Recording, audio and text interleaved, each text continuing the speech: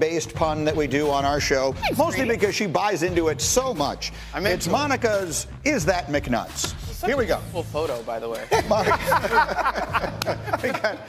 right. If I said the Warriors are the biggest threat to OKC in the West, is that McNutt's? All right, I'm going to go with this being McNutt's, although I like the way that the Warriors are playing. I do think they are a threat. I do not think they are a singular threat. You really got to pay attention to what the Los Angeles Clippers are doing and how their roster is constructed. I'm a little bit concerned about their size. I don't make them my top threat, but I could see them upsetting the apple cart. Next, in the East, if I said the Cavaliers, not the Celtics, are the best team right now in the conference, is that McNutt's? It is not McNutt's, Greeny, and the first starting point for this conversation is the fact that they are the healthier team right now, as the Celtics are navigating a handful of injuries to different guys. We'll see how serious they are. Beyond that, the level of focus that I think the Cavs have displayed in taking care of the Miami Heat in 4 games so dominantly, they're picking up right where they left off in the regular season on both sides of the ball. Yeah, they won by 50 points last night. And then finally, if I said the Lakers are going to win the next 3 games and steal this series against Minnesota, is that McNutt? I'm going to get a text from my favorite coach who's a Laker guy. It is McNutt's. I do not see this. Wait, you said Lakers coming back. Yeah. That's McNutt's. I don't see it. I just don't see it. I don't think that Anthony Edwards and the Minnesota Timberwolves are going to let go of the rope in that way. I think that the 3-1 comeback, mind you, was almost 10 years ago when you talk about LeBron James. Mm-hmm. And when you look on both sides of the ball, the depth and the ability for the Timberwolves to take it up a notch on each side, to me, is still there. I don't think the 3-1 comeback was 2016 in the finals, and we all remember that Draymond Green got suspended during that series. So Kendrick Perkins, he had a day yesterday on First Take. So we just went through Kendrick Perkins blaming the loss on J.J. Redick. And once he got done with that, he then blamed it on Luka. He had this to say. I love you, Which one is it? The blame game. I love Big Perk. He had this to say about Luka and Ant Edwards. Just listen. Anthony Edwards is different, top 5 player, and he's a better basketball player than Luka Doncic. We would never, ever have to question his conditioning. I saw what Nico Harrison was talking about. When it comes down to the reason why he traded Luka. He traded Luka because he felt that the Dallas Mavericks were not going to be able to win a championship with Luka. We all know this. I didn't feel that way watching the game looking at Anthony Edwards. I'm saying to myself, Anthony Edwards is going to win a championship before Luka Doncic. Ooh, T, Greeny. Woof.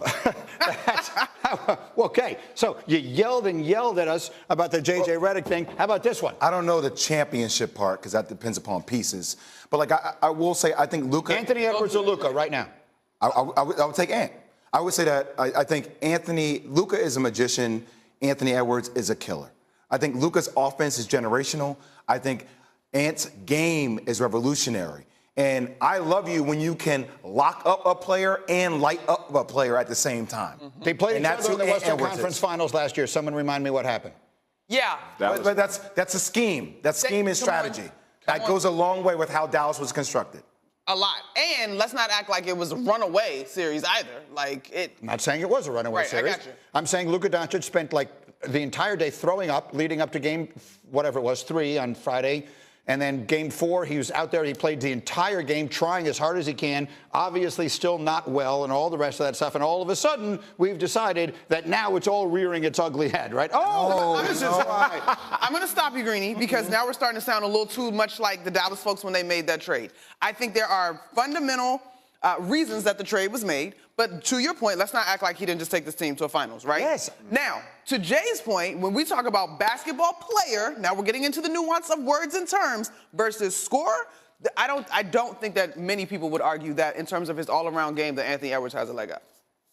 Ant is a killer offensively, scoring-wise, but he'll also lock you up. They are targeting Luka, and whoever he's guarding is going at him. That's a huge difference. Even though I think his playmaking ability is bar none one of the best we've seen in a long time. But defense, Ant locks you up. He'll take on LeBron. He'll take on Luka. He'll take on whoever the best players on the other team, and he'll give you 30 points a night. That's the only difference. And, by the way, not saying it's going to happen, but if Minnesota gets all the way to the championship this year, he'll have a leg up as far as on Luka because they'll have a chance to win this year. Right, I understand. He's sending the Lakers home. But we're a long way from that at this point. Long way. By the way, Booz, you and I both played for Chicago Bulls. You obviously covered the Bulls for a long time. Yeah. He's Michael Jordan-esque. That's why you. And by the way, that's who Anthony Edwards is. That one possession where LeBron's running down the court. He's pushing him. And he pushes him. Yeah. Like, you never think about Luka that way. No. You never think about Luka drawing a line in the sand defensively. Like, yo, I don't care. It don't matter. Now, Luka can go off for 60, 70. This is true. That's expected. This is true. But, like, playing both sides of the ball, when you start getting into these gritty details of the nuance, like Monica said of the game, like, that's what I think players respect about Ant. That's different than Luka. I love Ant. I was the one sitting on the show last year saying that Wilbon or Stephen A., one of those guys who knows Michael so well, needs to call him up and be like, do you or do you not believe that Ant is the closest thing to you reincarnated in the NBA right now in terms of mentality? Because I agree with that. That's what I think I see. That said, it's Luka who's been first-team All-NBA basically every year since he's been in the league. It's Luka. If you just line up what they've each accomplished so far in their very young careers. Luka's more accomplished. The edge goes to Luka, as great as Ant was last year. And frankly, I still can't believe they didn't win that series. After they beat Denver last year, that was Minnesota's moment. And the fact that they didn't, that still kind of reverberates a little bit in the back of my head. Tell me what you think about this. So Luka's resume obviously is better, right? But it kind of feels like it's gotten a little bit stagnant. Where it feels like Anthony's resume is on the rise. Yeah, the ceiling feels a little bit higher. I agree with you on that. Individual. Wait a minute. Hold on. I guess I hear you, and there's a part of me that agrees with you, but you have to take a step back. The most recent NBA finals that have been played, Luka Doncic was in them with a team that was nowhere near the best team in the Western Conference. Brittany, but to Jay's first answer was scheme, right? And I think you just have to acknowledge what's around a guy. I'm not saying that Luka is not great. His resume is longer than the CVS receipt. But last year's team was very uniquely built to support his deficiencies. When you talk about player, and all right, all cards in, I don't need deficiencies. I need to help this guy be great. I'm not covering up for him in any way. And so that's what we're talking about. We're not saying that Luka is not great, 100%. I personally was one that made a point. Dallas needed to chill because they was going too heavy on my guy, right? But when you talk about supporting them and being basketball players, you don't have to cover up for it. Go ahead and preach. Get in this book. Stay on the sermon. Give her down the barrel. She's right, though. You don't have to cover up for deficiencies when Ant has the total package. By the way, we're talking about one of the best players to ever play the game offensively. But what do we say every time the playoffs come? Are they going to target him? They're going to target Luka. When do we say that about any of the greatest players? But he is phenomenal. He is phenomenal. Finals I agree with all that. I agree with all that. But to be, no, man, I don't want to start that debate. No. Go ahead, start it.